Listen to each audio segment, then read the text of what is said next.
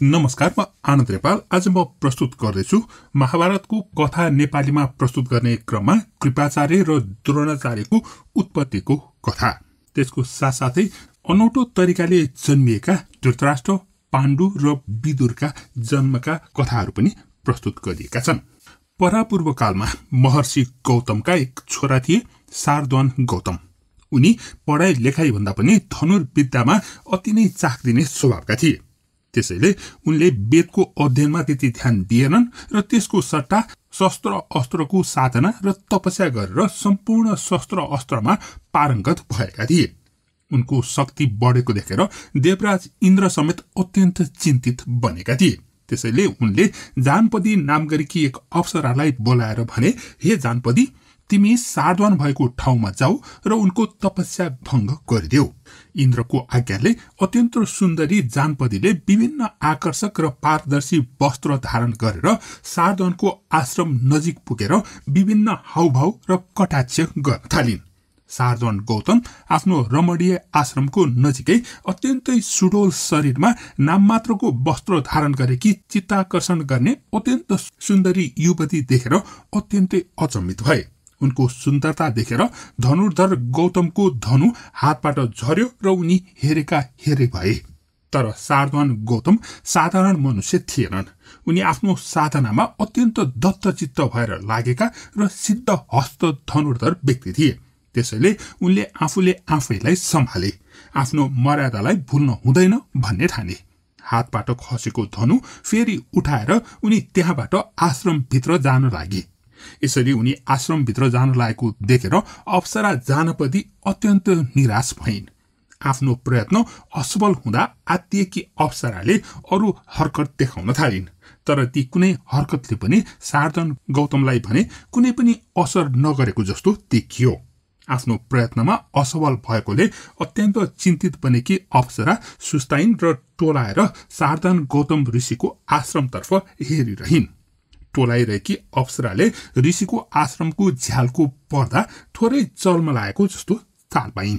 यो देखेर अप्सरामा केही उत्साहको सृजना भयो।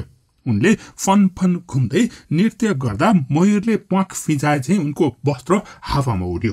अनि त्यस लगत्तै त्यही नजिकको खोलामा पसेर उनी नुहाउन थालिन्। यस्ता हरकत गर्दै गर्दा जानपदी अप्सराले लुकेर आश्रमको तर्फ भने नियालिरहेकी थिइन्। शार्दूल गौतम ऋषि झ्यालमा बसेर उनको तर्फ नै हेरिरहेका थिए। यो देखेर अप्सरा अत्यन्त प्रफुल्ल भइन्। खोलामा पसेर पानीसँग खेलिरहेकी जानपदी अप्सरालाई ऋषिले मन्त्रमुग्ध भएर दृश्यपान गरिरहेका थिए। अर्कोतर्फ जानपदी अप्सराले पनि ऋषिलाई देख्दै नदेखेको जस्तो अभिनय गर्दै घरि पानीभित्र डुब्दै घरि पानी बाहिर निस्केर नाच्दै स्नान गरिरहेकी थिइन्। अप्सराले सँगै रुखहरूमा चिरबिर चिरबिर गरिरहेका चराचुरुङ्गीलाई चिरबिर चिरबिरकै स्वरमा नै जिस्काइरहेकी थिइन्। त्यस्तै आफैसँग पानी छाप्दै खेलिरहेकी थिइन्। यो सब देखेर शार्दूल गौतमको मनमा विकार उत्पन्न भयो र त्यतिकैमा उनको वीर्य स्खलन भयो। त्यसपछि बल्ल ऋषि झल्यास भए। अनि शार्दूल गौतम ऋषिले आफूले आफैलाई सम्हालेर मनमा उत्पन्न भएको विकारलाई हटाएर हतार हतार त्यहाँबाट भागे।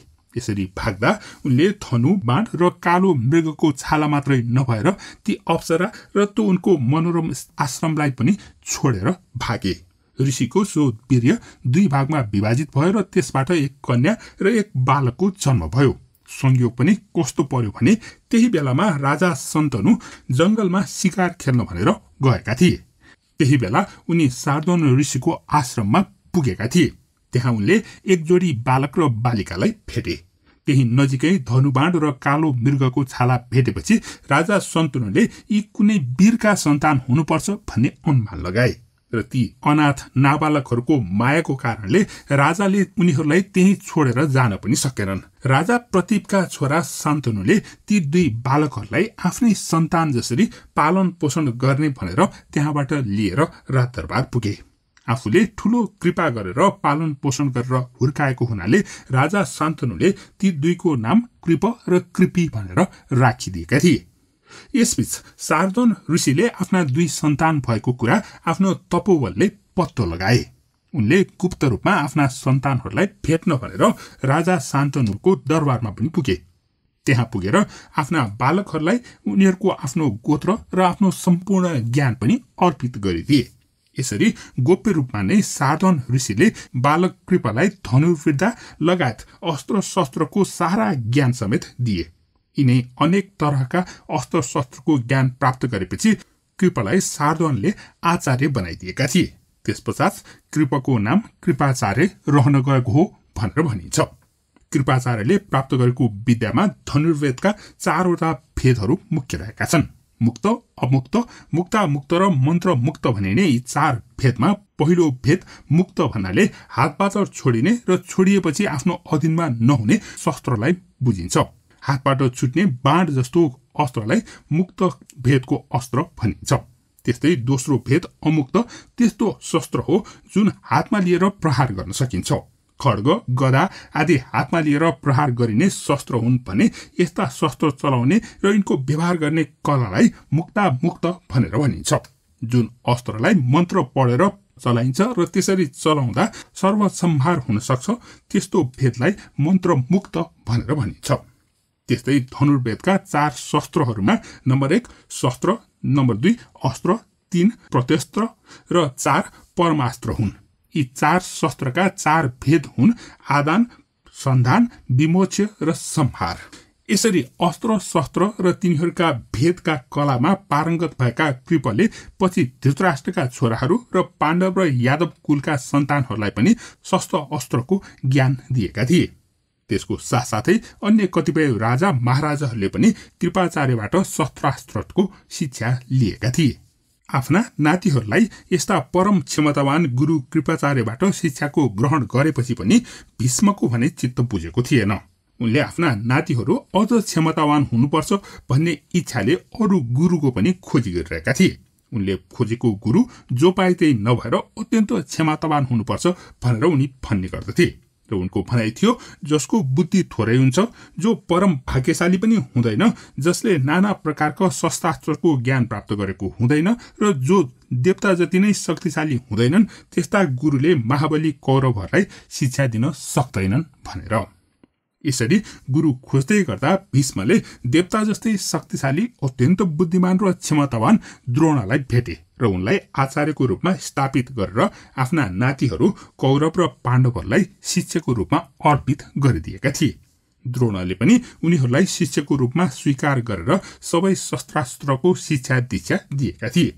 पाण्डव र कौरवहरूले द्रोणलाई भेटेको किस्सा पनि चाखलाग्दो रहेको छ। त्यसैले प्रस्तुत छ द्रोण र पाञ्चाल देशका राजा द्रुपदको बीचको मित्रताको कथा। यो कथा कक्षा 8 को नेपाली पाठ्यपुस्तक महेन्द्रवालाबाट साभार गरिएको हो। भारद्वाज ऋषिका छोरा द्रोण र पाञ्चाल नरेश पृषदका छोरा यज्ञसेन द्रुपद एउटै गुरुकुलमा पढ्दथे।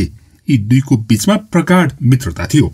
उनीहरू सँगै पढ्थे, सँगै अभ्यास गर्थे, सँगै खान्थे, सँगै विश्राम पनि गर्थे। उनीहरू फुर्सदको समयमा मन खोलेर कुरा गर्ने गर्दथे। कुनै कुरामा एकपटक राजकुमार द्रुपदले भने, मित्र द्रोण, म पाञ्चाल देशको राजा भएपछि सिंहासनको सुखभोग तिमीसँग पनि बाँड्छु। आधा राज्य म तिमीलाई नै दिन्छु, यो मेरो प्रतिज्ञा हो। समय बित्दै गयो। पढाइ सकेर राजकुमार द्रुपद आफ्नो देश पाञ्चाल फर्के। द्रोणको कृपिसँग विवाह भयो। अस्वस्थमा जन्मे। यी दिनहरू द्रोणको परिवारमा दुःख दरिद्रताका दिन थिए। गोठमा एउटा दुहुने गाईसम्म थिएन। बालक अस्वस्थमा दूध भन्दै रुन्थे। छिमेकी ऋषि कुमारहरू अस्वस्थमालाई देखाइ देखाइ दूध खान्थे। एकपटक कतिसम्म भयो भने छिमेकी ऋषि कुमारहरूले पानीमा पिठो घोलेर अस्वस्थमालाई दिए। सेतो देखेपछि अस्वस्थमाले दूध ठाने। यी मैले पनि दूध पाएँ भन्दै हाँस्दै नाच्दै पानी खान थाले। यो देखेर द्रोण र कृपिलाई साह्रै दुःख लाग्यो। एउटा दुहुनो गाई पाउँछु कि भनेर द्रोण धेरैतिर घुमे, कतै पाएनन्। त्यसै ताका द्रोणले युद्धर्षि परशुरामले सर्वस्व दान गर्दैछन् भन्ने सुने। द्रोण घरबाट कोसौं टाढाको महेन्द्र पर्वत पुगे। परशुरामले उनी पुग्नु अघि नै सर्वस्व दान गरिसकेका थिए। द्रोणलाई दुखी देखेर परशुरामले भने, मसँग अब यो शरीर र शस्त्रास्त्र विद्या मात्र बाँकी छ। तपाईलाई म के दिउँ, के लिनुहुन्छ? गुरु, मलाई तपाईसँग भएको शस्त्रास्त्र विद्या दिनुहोस्। त्यो नै मेरो लागि ठुलो उपलब्धि हुनेछ। द्रोणले भने, हुन्छ, यो मेरो लागि पनि सौभाग्यको कुरा हो। ल, प्रयोगशालामा आउनुहोस्। शिक्षण सिकाइ सुरु गरिहालौं। परशुरामले खुसी हुँदै भने, द्रोणलाई सिक्न समय लागेन। थोरै दिनमै उनी शस्त्रास्त्र विद्यामा पारङ्गत भए। ठीक त्यसै समयमा उत्तर पाञ्चालमा एकैछिन द्रुपद राजा भएको खबर आयो। द्रोणले द्रुपदसँग गुरुकुलमा भएका कुरा झलक्क सम्झे। मनमा आशाको नयाँ सूर्य उदायो। पत्नी कृपी र छोरा अश्वत्थामालाई लिएर द्रोण रातारात पाञ्चाल पुगे। खुसीले गदगद हुँदै उनले राजा द्रुपदलाई भेटे। उनले मुसुक्क हाँस्दै भने, मित्र द्रुपद, चिन्नुभयो? म तपाईको सहपाठी मित्र द्रोण। यी मेरी श्रीमती कृपी र यो मेरो छोरो अश्वत्थामा हो।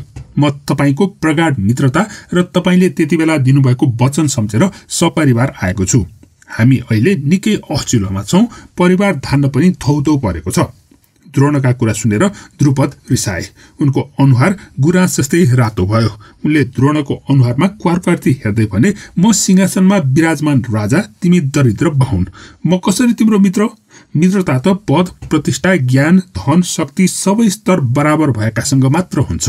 तिमी त सामान्य ज्ञान र शिष्टता पनि नभएका रहेछौ, बुझ्यौ? बालपनमा गुरुकुलमा सँगै बस्दा मैले के भने के भनिन, त्यो अहिले सम्झेर हुन्छ? भइगयो, आएछौ, आजको रात बस, टन्न दाल भात तरकारी खाऊ, भोलि बिहान आफ्नो बाटो लाग। द्रुपदको यो बोली र व्यवहार द्रोणलाई सही नसक्नुको अपमान लाग्यो। उनी रन्थनिँदै त्यहाँबाट उठे र बेलुकै हस्तिनापुरतिर लागे। हस्तिनापुरका राजगुरु कृप उनका साला थिए। मनमनै सोचे, ससुरालीमा धेरै दिन त बस्नु हुँदैन, बस्दिन, अलि दिन गुपचुप बसेर भविष्यको योजना बनाउँछु। हस्तिनापुरमै पनि केही काम मिल्छ कि? यतिसम्म अपमानित भए, अब पनि यस्तै अकिञ्चन भएर बाँच्नु त अर्थै रहेन। हस्तिनापुर पुगेपछि एक दिन छोरालाई लिएर द्रोण टहलिन निस्केका थिए। मैदानमा राजकुमारहरू जुटेर डन्डी बियो खेलिरहेको देखे। नजिकै चौतारीको डिलमा बसेर द्रोण रमाइलो हेर्न थाले। खेल्दा खेल्दै डन्डी उछिटिएर नजिकैको सुक्खा इनारमा खस्यो। झिक्न खोज्दा राजकुमार युधिष्ठिरको औँठी पनि त्यही खस्यो। राजकुमारहरूले अनेकौं प्रयत्न गरे, तर निकाल्न सकेनन्। मुसमुसु हाँस्दै हेरिरहेका द्रोण र अश्वत्थामालाई राजकुमार युधिष्ठिरले देखे। को हुन् यी काला अनुहारका हँसिला मानिस? यिनले केही मद्दत गर्न सक्छन् कि भन्ने विचार गरे। उनले नजिकै गएर अभिवादन गर्दै भने, अपरिचित महोदय, म राजकुमार युधिष्ठिर हुँ र मैदानमा खेल्ने यी सबै मेरा भाइहरू हुन्। सुक्खा इनारमा हाम्रो डन्डी खस्यो। इनार निकै गहिरो छ, हामीले निकाल्न सकेनौं, मद्दत गर्न सक्नुहुन्छ कि? द्रोणले मुसुमुसु हाँस्दै भने, मैले तिम्रो डन्डी र औँठी निकालिदिएँ भने मलाई भोज खुवाउँछौ? किन नखुवाउनु? भव्य भोज खुवाउँछौ, युधिष्ठिरले भने। द्रोण उठेर इनारको डिलमा गए। अश्वत्थामा पनि सँगै गए। सबैका अगाडि द्रोणले अनौठो शस्त्र कौशल प्रयोग गरे। उनले सजिलैसँग डन्डी र औँठी लिएर निस्के। राजकुमारहरू आश्चर्यचकित भए। युधिष्ठिरले दगुर्दै गएर पितामह भीष्मलाई सबै विवरण सुनाए र भने, पितामह, यी अचम्मका मानिस अहिले पनि चौतारीमा बसिरहेका छन्। हो र? भीष्मले मनमनै निश्चित गरे। यी अवश्य पनि भारद्वाज पुत्र द्रोण हुनुपर्छ। तुरुन्तै उठेर युधिष्ठिरसँगै भीष्म पनि चौतारीमा पुगे। उनले द्रोणलाई विशेष आदरका साथ घरमा लिएर आए। आतिथ्य सम्मानपछि भीष्मले भने, महोदय द्रोण, तपाईसँग यसरी भेट्न पाउनु हाम्रो लागि ठूलो भाग्योदयको सूचक हो। हामीमाथि कृपा गर्नुहोस्। तपाईँ यस साम्राज्यको सम्मानित आचार्य भएर हस्तिनापुरमा बसिदिनुहोस्। हामी राजकुमारहरूलाई शस्त्रास्त्रको प्रशिक्षण दिनुहोस्। यस साम्राज्यलाई आफ्नै सरह ठान्नु भए हुन्छ। हामी तपाईलाई सम्मान दिन्छौं। हुन्छ, तपाईको प्रस्ताव मलाई स्वीकार छ, द्रोणले भने। यति भएपछि छोरा अश्वत्थामाको दूध खाने रहर पनि पूरा हुने भयो। द्रोण अब आचार्य द्रोण भए। कौरव पाण्डव राजकुमारहरूलाई शस्त्रास्त्र सिकाउन थाले। अर्जुनको लगनचित्ता र हस्तकौशल बेजोडको थियो। आचार्य द्रोण छोरा अश्वत्थामा पछि शिष्य अर्जुनलाई विशेष स्नेह गर्थे। शिक्षा क्रमशः पूरा हुँदै गयो। अन्तिम परीक्षा पनि सकियो। सबै राजकुमारहरू धनुर्विद्यामा निपुण भए। हामी गुरु दक्षिणा के टक्र्याउँ? राजकुमारहरूले आचार्य द्रोणसित सोधे। द्रोणले अनायासै भने, पाञ्चाल नरेश द्रुपदलाई यहाँ ल्याऊ र मलाई अर्पण गर। यही हो मेरो सर्वोत्तम गुरु दक्षिणा। दुर्योधनले भने, हामी द्रुपदलाई तपाईको अगाडि ल्याइदिन्छौँ। यसै त म एक्लै गए पनि सेनासहित द्रुपदलाई ल्याउन सक्छु। शोभाका लागि मसँग मेरा भाइहरू जान्छन्, मित्र कर्ण पनि जान्छन्। टोली प्रस्थान गरेको केही दिनमै कौरव र पाञ्चालका बीच घमासान युद्ध भयो। यज्ञसेन द्रुपदको युद्ध कौशलका अगाडि दुर्योधन, कर्ण लगायत कुनै पनि योद्धा टिक्न सकेनन्। भागेर ज्यान जोगाए। एकपटक हामीले कोसिस गर्छौं, हामी 5 भाइ जान्छौं, अर्जुनले विनम्रताका साथ अभिवादन गर्दै भने। द्रुपद कम्तीका योद्धा छैनन् है भन्दै द्रोण मुस्कुराए। यसपटक युद्धमा पाञ्चाल नरेश द्रुपद विजयी भन्न सकेनन्। अर्जुनको ज्ञान र युद्ध कौशलका अगाडि द्रुपदको जोड चलेन। अर्जुनले द्रुपदलाई युद्धभूमिमै समातेर रथमा राखे। उनले द्रोणका अगाडि द्रुपदलाई ल्याएर पेश गर्दै भने, लिनुस् आचार्य, गुरु दक्षिणा टक्राएका छौं। द्रुपदलाई यस अवस्थामा देखेर आचार्य द्रोणलाई मनमनै हाँसो उठ्यो। उनी संयमित भए तर हाँसेनन्। आँखामा आँखा जुदाएर हेर्दै भने, पूर्व राजा द्रुपद नडराउनुहोस्, म तपाईलाई मार्दिन। बालापनमा तपाईँ र मेरा बीच गहिरो मित्रता थियो। सँगै पढ्यौं, सिक्यौं, खेल्यौं, खायौं र बस्यौं। पछि तपाईँ राजा हुनुभयो, ऐश्वर्यको मात लाग्यो, घमण्डले उन्मत्त हुनुभयो। मसँगको मित्रता बिर्सनुभयो, वचनबद्धता बिर्सनुभयो, मेरो अपमान पनि गर्नुभयो। तपाईको त्यही घमण्ड तोड्नका लागि मैले तपाईबाट राज्य खोज्नु परेको हो। अहिले तपाईँ पराजित हुनुहुन्छ र मेरो बन्धनमा हुनुहुन्छ। म अझै पनि तपाईसँग मित्रता चाहन्छु। अहिले तपाईँ अकिञ्चन, म सत्ताचीन। हामी बराबरी स्तरमा छैनौं। मित्रता त बराबरी बीचमा मात्र हुन्छ होला, होइन? यसै भएर म तपाईलाई पाञ्चाल राज्य आधा फिर्ता दिन्छु, हुन्छ? यज्ञसेन द्रुपदको आँखा झुक्यो, पसिनै पसिना भए, केही बोलेनन्। आचार्य द्रोणलाई लाग्यो यति भएपछि यिनको घमण्ड हरायो कि यसभन्दा बढी केही गर्दिन। आचार्य द्रोण आसनबाट उठे। उनले सरासर गएर द्रुपदको बन्धन खोले, उठाएर अङ्कमाल गरे, उचित सम्मान साथ विदा गरे। द्रुपद भने बाटोभरि र आफ्नो राज्यमा पुगिसकेपछि पनि शान्त हुन सकेनन्। उनलाई चिन्ता पर्यो। द्रुपदले घमण्डी भएको सजाय पाए। द्रोणले द्रुपदको गल्तीको प्रतिशोध लिएनन्, बरु मित्रतापूर्वक द्रुपदलाई विदा गरी असल व्यक्तिको रूपमा आफ्नो परिचय दिए। यो थियो कथा मित्रता। यो कथा कक्षा 8 को पाठ्यपुस्तकबाट लिएको हो। यसका लेखक हुन् शारदा रमण नेपाल। त्यस्तै एकलव्यको गुरु दक्षिणाको अर्को कथाले पनि गुरु द्रोणाचार्यको स्वभावको परिचय दिन्छ। एकलव्यले द्रोणलाई गुरु स्थापना गरेर सो अध्ययनबाट निकै क्षमतावान धनुर्धर बनेका थिए र पछि यो कुरा थाहा पाएपछि द्रोणाचार्यले गुरु दक्षिणाको रूपमा धनु प्रहार गर्न अत्यावश्यक हुने बुढी औँला नै मागेको र एकलव्यले पनि निष्ठापूर्ण र संकोच नमानी औँला काटेर अर्पित गरेको अर्को अचम्म लाग्दो कथा पनि निकै नै चाखलाग्दो रहेको छ। प्रस्तुत छ यो पौराणिक कथा एकलव्यको गुरु दक्षिणा। लगाव, अनुशासन र त्यागको कथा। यो महाभारत कालको कथा हो।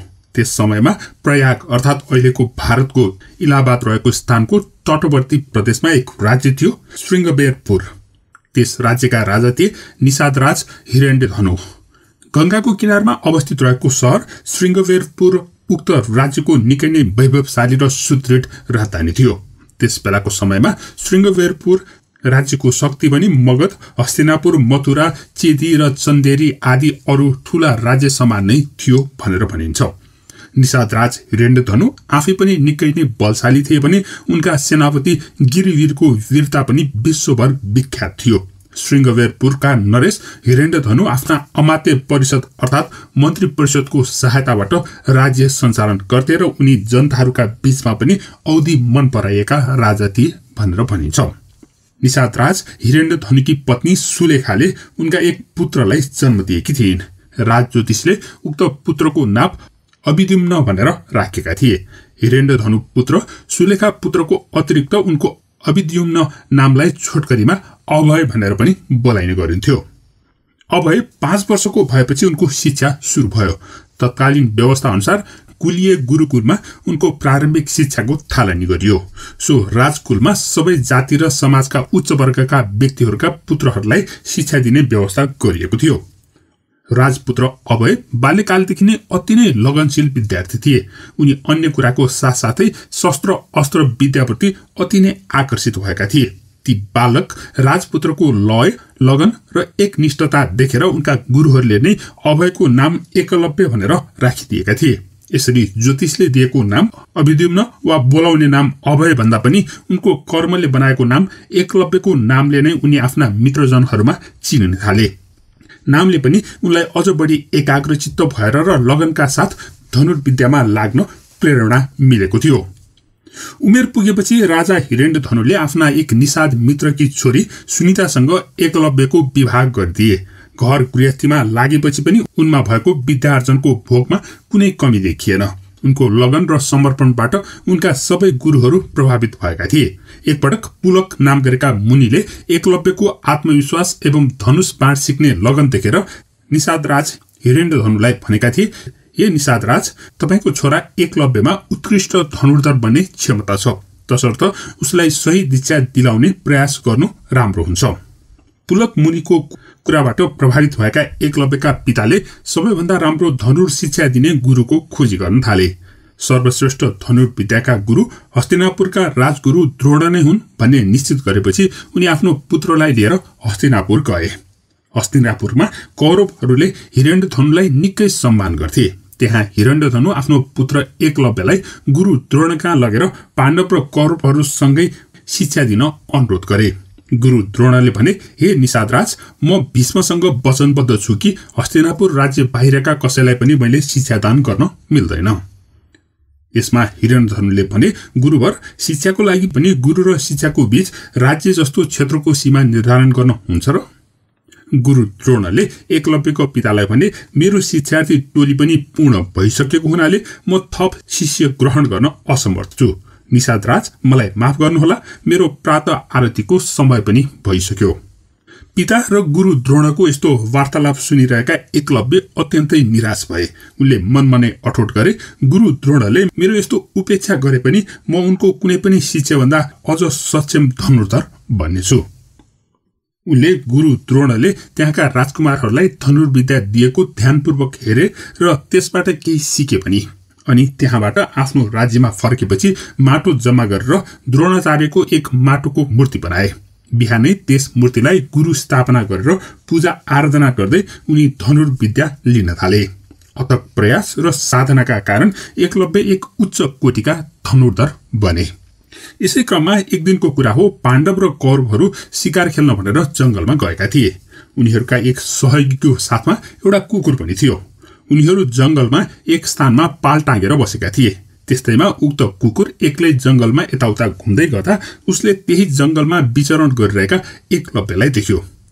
एकलव्य घामले डढेर कालो वर्णका भएका थिए। त्यसमाथि कालो घुम्रेको लामो कपाल, शरीरभरि हिलो मैलो दलिएको अनि मृगको छाला बेरेको एक डरलाग्दो मान्छे देख्दा कुकुर भुक्न थाल्यो। एकलव्यले कुकुरलाई भगाउन खोजे, तर ऊ झन् चम्की चम्की भुक्न पो थाल्यो। आफूलाई देखेर एकनासले भुकिरहेको कुकुरप्रति एकलव्यलाई रिस उठ्यो। उनले एकैचोटि 7वटा बाण हानेर कुकुरको मुख नै थुनिदिए। कुकुर कुई कुई कुई कुई गर्दै दौडिएर कौरव पाण्डवहरूको वासस्थानमा पुग्यो। कुकुरको यस्तो हालत देखेर सबै आश्चर्यचकित बने। त्यसरी बाण हानेर कुकुरको मुख बन्द गर्न सक्नु चान्चुने कुरा पक्कै थिएन। त्यो त धनुर्धर अर्जुनले पनि त्यसरी कुशलतापूर्वक बाण हान्न मुस्किल नै पर्थ्यो। यो देखेर त्यस धनुर्धरको सबैले प्रशंसा गर्न थाले। अर्जुन लगायत धनुर्धरहरू अचम्बित मान्दै एकलव्यलाई खोज्न थाले। पाण्डवहरूले एकलव्यलाई भेटेपछि सोधे, तिमी को हौ, कहाँका मान्छे हो? एकलव्यले आफ्नो परिचय दिँदै भने, म निषादराज हिरण्यधनुको पुत्र र गुरु द्रोणाचार्यको शिष्य एकलव्य हुँ। उनको यस्तो परिचय सुनेर पाण्डवहरू आश्चर्यचकित बने। उनका गुरुले एकलव्यलाई पनि शिक्षा दिएको उनको शिक्षा झन् यस्तो अब्बल भएको देखेर अन्योल र आक्रोश मान्दै पाण्डवहरू घर फर्के। उनीहरूले जंगलमा फेला परेको उक्त विशिष्ट धनुर्धरको बारेमा आचार्य द्रोणलाई पनि बताए। पछि अर्जुनले द्रोणाचार्यलाई एकान्तमा भेटेर भने, गुरुवर, तपाईले त मलाई नै विश्वको सबैभन्दा उत्कृष्ट धनुर्धर बनाउँछु भनेर वाचा गर्नुभएको थियो, तर हजुरको अर्को शिक्षार्थी त मभन्दा झन् उत्कृष्ट धनुर्धर पो रहेछ। तपाईको वाचा किन यस्तो कच्चा? अर्जुनको यस्तो कुरा सुनेर गुरु द्रोण सोचमग्न बने। केही क्षणको सोचाइपछि उनी एक दृढ निश्चय गरेको जस्तो गरेर अर्जुनलाई साथमा लिएर एकलव्यलाई भेट्न भनेर एकलव्य भएको ठाउँमा पुगे। एकाएक गुरु आफ्नो सामुन्ने आएको देखेर एकलव्य कृतज्ञ भए र दण्डवत गरे। उनको सक्दो मान सम्मान गरेर हात जोडेर अघिल्तिर उभिए। त्यसपछि द्रोणले भने, हे वीर, यदि म तिम्रो गुरु हुँ भने खै त मेरो गुरु दक्षिणा।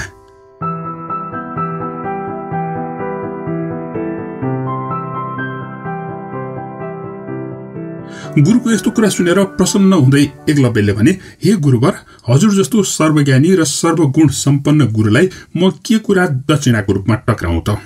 हजुर जे आज्ञा गर्नुहुन्छ म त्यही समर्पित गर्न तयार छु। यति कुरा सुनेपछि द्रोणले भने, मलाई अरू केही चाहिँदैन, मलाई तिम्रो दाहिने हातको बुढी औँला देऊ। गुरु द्रोणको यस्तो कठोर आज्ञा सुनेर अर्जुन 3 छक परे। तर एकलव्यले भने कुनै सोच विचार नै नगरिकन खुसी खुसी साथ तुरन्तै आफ्नो बुढी औँला काटेर गुरु द्रोणको पाउमा समर्पित गरिदिए। बाण चलाउन धनुको डोरी बुढी औँलाले नै तान्नुपर्ने भएको हुनाले त्यस औँलालाई नै काटिदिएपछि एकलव्यले बाण चलाउन नसकुन् भन्ने गुरु द्रोणाचार्यको सोचाइ थियो। उनले भने जस्तै एकलव्यले बाण चलाउन नसक्ने भए, तर उनले अन्य औँलाले डोरी तानेर बाण चलाउने प्रशिक्षण लिएर उनी एक उत्कृष्ट धनुर्धर पनि रहि नै रहे। तर पहिला जस्तो उनको छरितोपनमा भने केही मात्रामा कमी आयो। गुरु द्रोणका शिष्यहरू 5 पाण्डवहरूमा सबैभन्दा जेठा युधिष्ठिर रथमा बसेर युद्ध गर्न माहिर थिए। अर्जुन धनुर्धर त भए, त्यसबाहेक उनी सबै खालका युद्ध कलाहरूमा पनि पारङ्गत थिए। अनि भीम र दुर्योधन गदा युद्ध कलामा अति नै उत्कृष्ट थिए। भीम र दुर्योधन सधैँ प्रतिस्पर्धा पनि गरिरहन्थे। त्यस्तै नकुल र सहदेव तलवार करामा निपुण थिए। यो घटनाको धेरै पछि एकलव्य निषाद राज्यको राजा बने। पछि मथुरा र जरासन्ध बीच भएको युद्धमा एकलव्यले जरासन्धको पक्षबाट लडेर एक्लैले कृष्णको यादव सेनालाई पराजित गर्न लागेका थिए। उनको युद्धकला देखेर कृष्ण समेत चकित भएका थिए। कृष्णलाई यो कुराले पनि हैरानी भयो कि जम्मा 4वटा मात्रै औँला हुँदा त यस्तो अद्वितीय प्रदर्शन गर्न सक्ने एकलव्यले 5वटै औँला भएको भए त विध्वंस पो मचाउने रहेछन् भन्ने। पछि कृष्णले एकलव्यलाई चिने र उनको वध गरेका थिए। महाभारतको युद्ध समाप्तिपछि एक दिन कृष्णले अर्जुनलाई भनेका थिए, तिम्रो प्रेममा मैले के गरिन? तिमी मात्र दुनियाँको सर्वश्रेष्ठ धनुर्धरको रूपमा चिन्नुपर्छ भनेर मैले द्रोणाचार्यको वध गराएँ, कर्णलाई कमजोर बनाएँ र एकलव्यलाई पनि वीरगति दिएँ। यस्ता वीर थिए एकलव्य। यी थिए गुरु कृपाचार्य र गुरु द्रोणाचार्यका उत्पत्तिका कथा र उनीहरूका व्यवहारका कथाहरू। प्रस्तुत छ पाण्डु, धृतराष्ट्र र विदुरको जन्म कथा। राजा भरतका पुस्ता राजा प्रतीप अनौठा राजा थिए। अत्यन्त शान्त स्वभावका राजा प्रतीपका छोरालाई शान्त राजाका छोरा भनेर शान्तनु भनेर नाम राखिएको थियो। शान्तनुकी पहिली पत्नी गंगाले उनलाई छोडेर गएपछि उनले दोस्रो विवाह गरेका थिए सत्यवतीसँग। सत्यवतीकै छोरालाई राजा बनाउने शर्तमा शान्तनुका छोरा भीष्मले आफ्ना बाबुको बिहे गराइदिएका थिए। यही आजीवन विवाह नगर्ने र राजाको सेवामा सधैँभर समर्पित रहने भीष्मको अत्यन्त ठूलो प्रतिज्ञाका कारण नै उनी भीष्म भनेर चिनिएका हुन्। भीष्मकी सौतनी आमा सत्यवतीले 2 जना छोराहरूलाई जन्माएकी थिइन्, चित्राङ्गद र विचित्रवीर्य।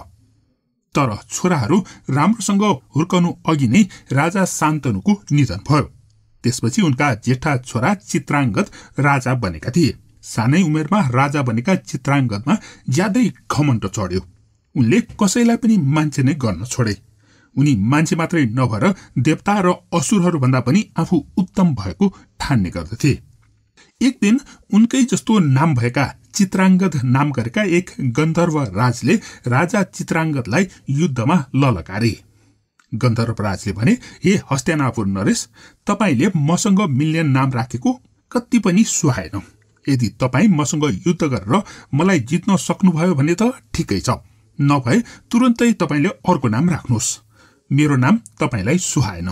एक त घमण्डी, त्यसमाथि आफ्नै नाम राखेको गन्धर्व राजले यसरी युद्धमा ललकारेपछि चित्राङ्गदले नलडी के छोड्थे। यसरी कुरुक्षेत्रमा एक भयंकर युद्ध सुरु भयो। कुरुराज र गन्धर्व राज दुवैजना अत्यन्त बलवान भएको हुनाले यो युद्ध 3 वर्षसम्म लगातार चलिरह्यो। अन्त्यमा गन्धर्व राजले कुरुराज चित्राङ्गदलाई मारिदिए। युद्ध समाप्त भएपछि गन्धर्व राज चित्राङ्गद पनि स्वर्गलोक प्रस्थान गरे। बालकै अवस्थामा राजकाजको सम्पूर्ण जिम्मेवारी दिँदा चित्राङ्गदमा भरिएको घमण्ड र त्यसले उनको विनाश गरेको प्रत्यक्ष देखेका भीष्मले उनका भाइ विचित्रवीर्यलाई राजा त बनाए, तर उनले उनको भाइको उमेर नपुगिन्जेलसम्मको लागि राज्यका सम्पूर्ण अधिकार आफूले नै लिएर राज्य सञ्चालन गर्न थाले। यसरी बालक विचित्र वीर्य भीष्मको आज्ञाको अधीनमा रहेर राजा नियुक्त भएका थिए। यसको लागि भीष्मले उनकी सौतेनी आमा अर्थात् विचित्र वीर्यकी आमा सत्यवतीलाई पनि मनाएका थिए। सम्पूर्ण अधिकार दिएर राजा नियुक्त भएको जेठो छोरो गुमाइसकेकी सत्यवतीले दोस्रो छोराको पनि उस्तै हालत नहोस् भनेर भीष्मकै अधीनमा राजा बन्न स्वीकृति दिएकी थिइन्। यसरी राजा बनेका विचित्र वीर्य हुर्कँदै गए। जब उनी युवावस्थामा पुगे तब भीष्मले उनको विवाहको लागि केटी खोज्न थाले। सम्पूर्ण अधिकार भीष्मको हातमा भएको हुनाले उनले आफ्नो भाइको लागि भनेर काशीराजका 3 जना छोरीहरू सबैभन्दा उपयुक्त हुन्छन् भन्ने ठाने।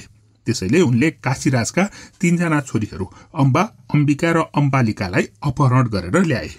जेठी राजकुमारी अम्बाले भने त्यसअघि नै साल्वराजलाई मन पराएको हुनाले उनले अम्बालाई फिर्ता पठाइदिए। यसरी फिर्ता पठाउँदा भएको अनेक लफडाको बारेमा मैले यसअघिको कथा भीष्म र अम्बाको कथामा विस्तृत विवरण प्रस्तुत गरिसकेको छु। अम्बाका बहिनीहरू अम्बिका र अम्बालिकालाई भीष्मले भाइ बुहारी बनाए। विवाह लगत्तै विचित्र वीर्य पत्नीहरूसँग निरन्तर बिहारमा लागे।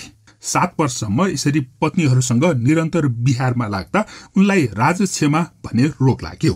अहिले क्षयरोग भनेर भनिने सो रोगलाई त्यस समयमा रोगहरूको पनि राजा रोग भनेर भनिन्थ्यो, जसको उपचार सम्भव नै थिएन। त्यसैले यो रोगको उपचारमा हस्तिनापुरका सम्पूर्ण वैद्यहरू लाग्दा पनि कुरुराज विचित्र वीर्यलाई बचाउन सकिएन।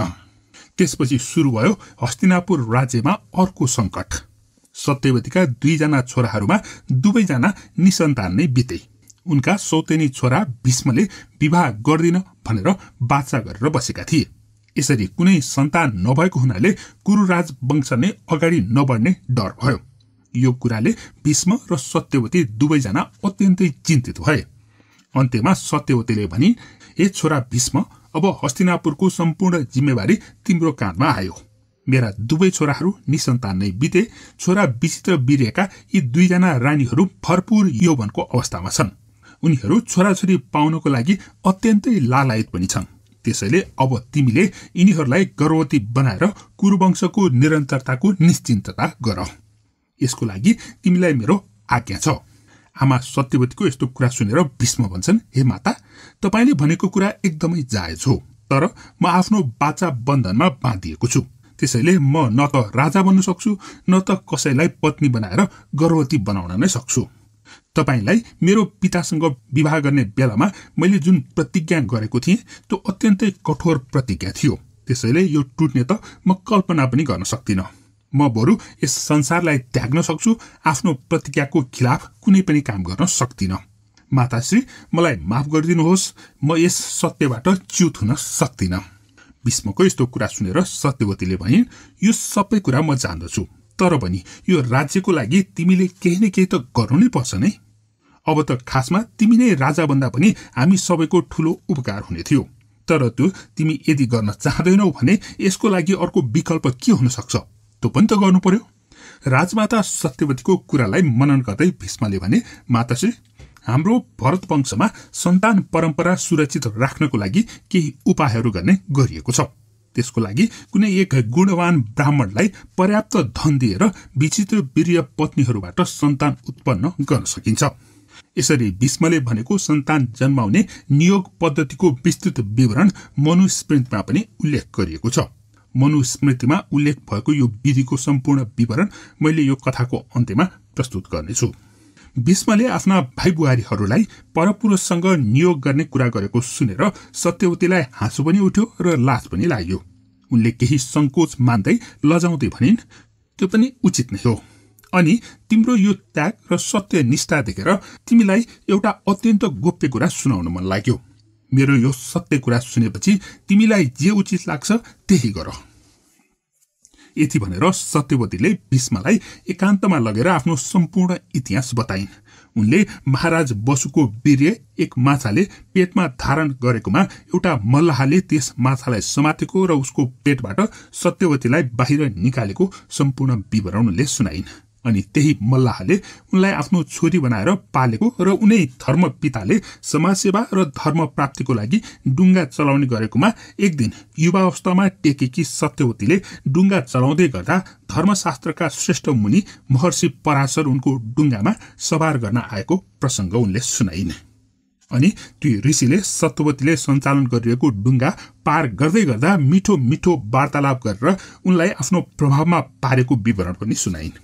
त्यस बेलासम्म सत्यवतीको शरीरबाट जन्मैदेखि माछाको जस्तो तीव्र दुर्गन्ध आउने गरेको र महर्षिले त्यस दुर्गन्धलाई सुगन्धमा परिवर्तित गरिदिएका थिए। त्यस प्रक्रियामा पराशर ऋषिले सत्यवतीलाई एक गर्व पनि प्रदान गरिदिए। त्यससँगै महर्षि पराशरले सत्यवतीलाई अर्को वरदान पनि दिए। त्यस गर्भबाट प्राप्त शिशुलाई त्यही नदीको टापुमा त्याग गरेपछि उनी फेरि कुमारी नै बन्नेछन् भनेर। यो कुरा सुनाएर सत्यवतीले भनिन्, हे भीष्म, पराशर ऋषिको त्यस गर्वले कृष्ण द्वैपायन प्रकट भए। उनी आजकल महर्षि व्यासको नामले पनि प्रख्यात छन्। उनी नै मेरो कन्या अवस्थाका पुत्र हुन्।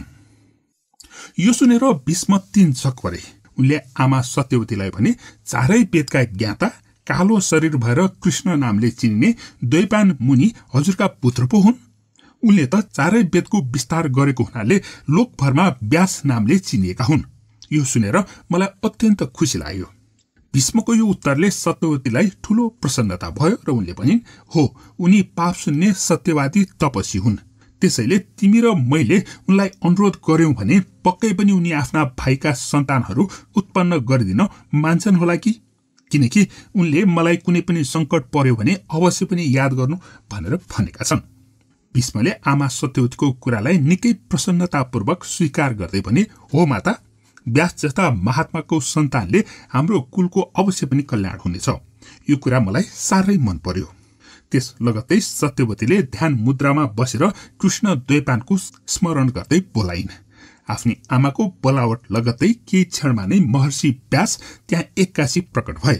आफ्नो छोरा अघिल्तिर देखेर सत्यवतीको आँखाबाट अश्रुराश्रु र स्तनबाट दूधको धारा बग्न थाले। उनले आफ्नो स्तनको दूधबाट छोरालाई अभिषेक गरिन् भने महर्षिले कमाण्डलुको जलले सत्यवतीलाई अभिषेक गरे र उनको पाउमा प्रणाम गर्दै भने, हे माताश्री, म हजुरको इच्छा अनुसार कार्य सम्पन्न गर्नको लागि उपस्थित भएको छु, आज्ञा होस्। सत्यवतीले छोराको उचित सत्कार गरेपछि भनिन्, हेर छोरा, जसरी तिमी मेरो पहिला छोरा हो त्यस्तै विचित्र वीर्य मेरो सबभन्दा कान्छो छोरा थियो। एकै पिताका नाताले भीष्म विचित्र वीर्यका दाई हुन्। त्यस्तै हिसाबले एकै आमाको नाताले तिमी पनि विचित्र वीर्यका दाई हो। एक सत्यवादी भएको हुनाले भीष्मले आफ्नो प्रतिज्ञाको पालना गर्दै गर्दा उनले राज्य गर्न र सन्तानोत्पादन गर्न चाहना छैन भन्छन्। त्यसैले यो कुलको रक्षा गर्न र यस देशको उत्तराधिकारी दिनका लागि भीष्मको सम्मतिमा तिमीलाई बोलाएकी हुँ। तिम्रो कान्छो भाइका दुई पत्नीहरू दुवै अत्यन्त सुन्दर छन्। भरपूर युवावस्थामा नै विधवा हुन पुगेका बुहारीहरूलाई छोराछोरी पाउन अति नै मन छ। यसको लागि तिमी समर्थ पनि छौ। त्यसैले तिमीले नै बुहारीहरूलाई सन्तान जन्माउन सहयोग गरेर यो कुल परम्पराको रक्षा गरिदियो भन्ने मेरो अनुरोध छ। आमाको यस्तो कुरा सुनेर व्यासले भने, तपाईले भनेको कुरा मनन गर्दै धर्मलाई साक्षी राखेर कामको बसमा नपरी सनातन धर्म अनुसार बुहारीहरूको लागि तेजस्वी छोराहरू जन्माउन म सहयोग गर्नेछु।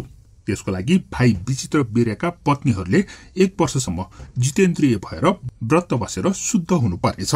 यदि त्यसरी व्रतको पालना नगरेमा उनीहरू मेरो नजिक आउन पनि सक्ने छैनन्। त्यसैले उनीहरूलाई विधिपूर्वक साधनामा लगाउने प्रयत्न गर्नुहोस्। व्यासको यस्तो कुरा सुनेर निराश भएकी सत्यवतीले भनिन्, 1 वर्ष कुर्नुपर्ने, छिटो गर्न मिल्दैन र? व्यासले भने, समय बलवान हुन्छ माता सत्यवती। कुनै बालकलाई परिपक्व हुन समय लागेको जस्तै साधनालाई परिपक्व हुन पनि समय लाग्दछ। सत्यवतीले भने, तर पुत्र, अहिले यो राज्यमा कुनै पनि राजा छैनन्। राजा नभएको राज्यको भविष्य जोखिममा हुन्छ, अनिष्ट हुन्छ भनेर भन्दछन्। त्यसैले यो राज्यलाई लामो समयसम्म राजा विहीन भएर राख्नु हुँदैन। त्यसैले जति सक्दो छिटो एक पुत्रको जन्म गरेर उसलाई राजा नियुक्त गरेर यो राज्यको राज्य व्यवस्था सुचारू गर्नु परेको छ। यसमा जवाफ दिँदै व्यासले भने, तर माताश्री, यो त निकै जोखिमपूर्ण काम हो। सत्यवतीले यो विषयलाई कुरुवंशको भविष्यसँग जोडेर व्यासऋषिलाई कुनै पनि उपाय गरेर भए पनि बुहारीलाई गर्भवती बनाउन अनुरोध गरिन्। अन्त्यमा व्यासले भने, आमा सत्यवती, मैले तपाईको कुरा बुझे, तर प्रक्रिया पूरा नगर्दा अलिकति गाह्रो हुन पनि सक्दछ। अनि अर्को कुरा, म अहिले नै बुहारीको नजिक जाँदा उनी मेरो रूप देखेर तर्सिन पनि सक्दछिन्। योजना अनुरूप काम गर्नलाई मुस्किल पनि हुन सक्दछ। त्यसैले हजुरले यो विषयलाई सहज बनाउने कार्य गर्नुपर्ने हुन्छ। यसमा सत्यवतीले भनिन्, त्यसो हो भने बुहारीलाई सम्झाउने जिम्मा मेरो भयो।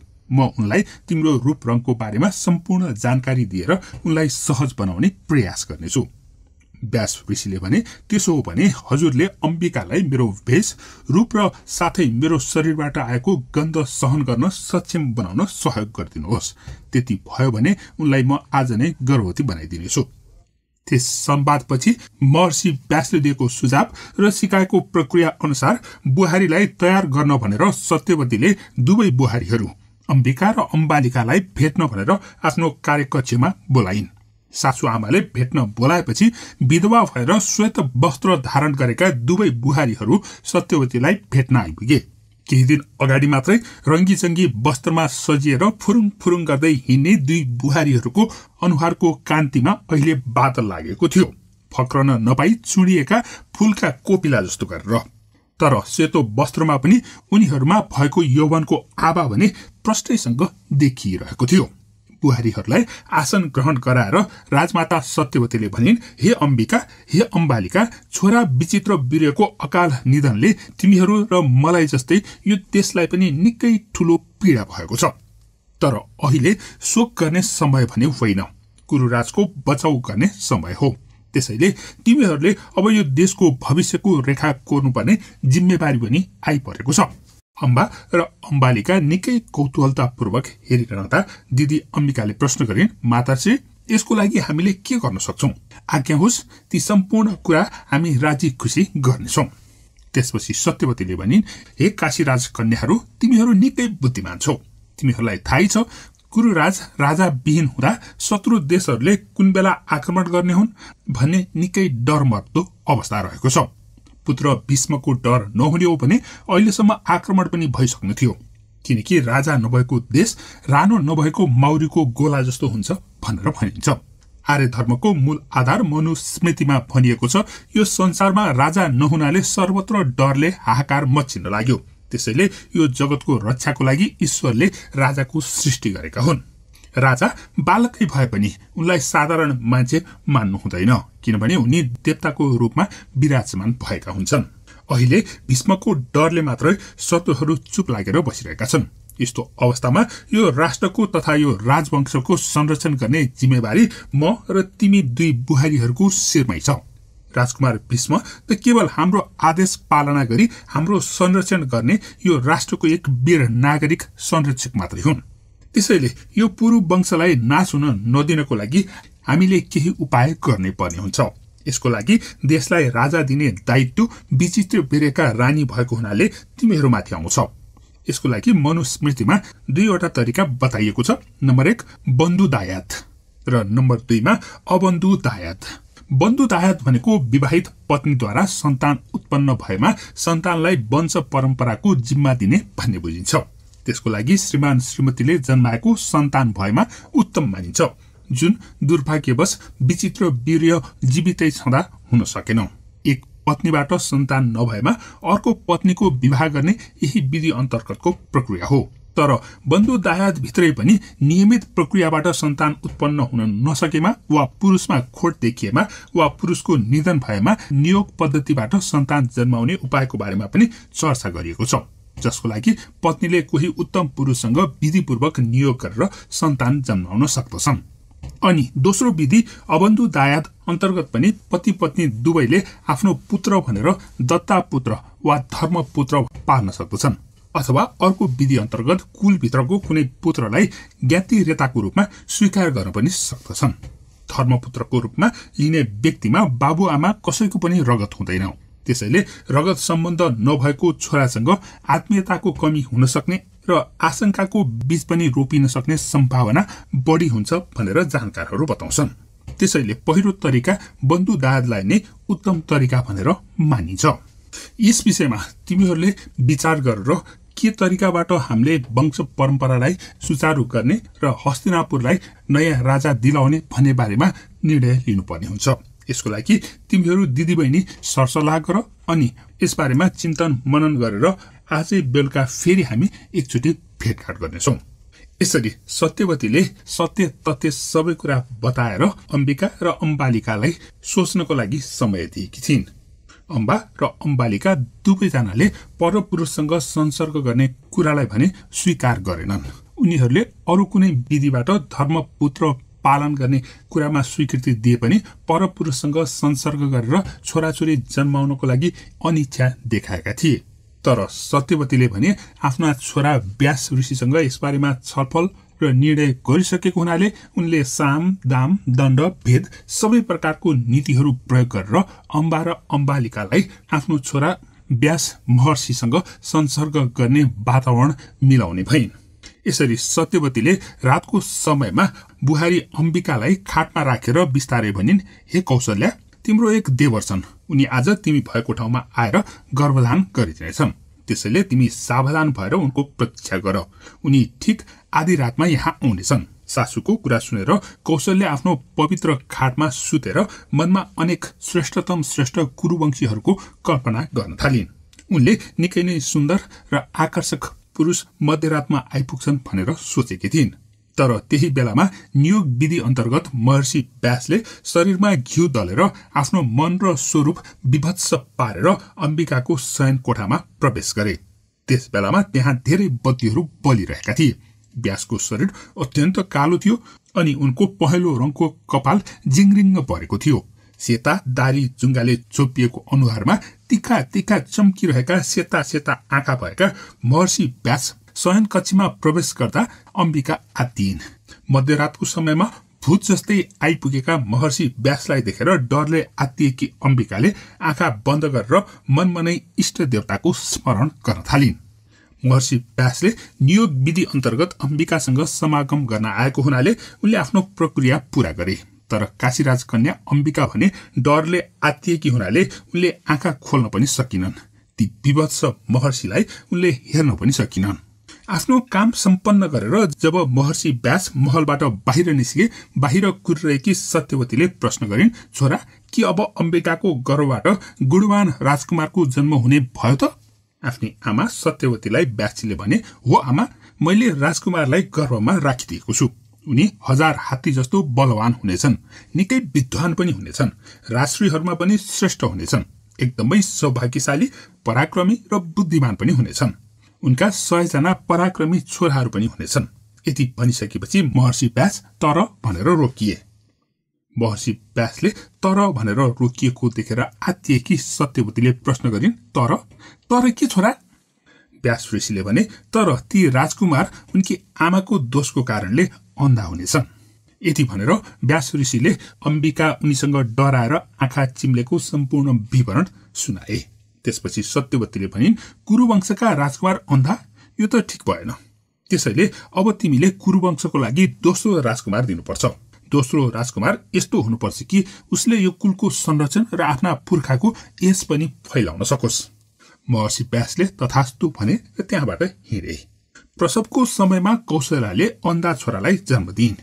त्यसपछि सत्यवतीले आफ्नी दोस्री बुहारीलाई सम्झाइ बुझाइ गरेर गर्भधानको लागि तयार गरिन्। त्यसपछि पहिला जस्तै व्यास ऋषिको आह्वान गरेर पहिला जस्तै नै नियोग विधिले दोस्रो बुहारी अम्बालिकासँग उनको समागम गराए।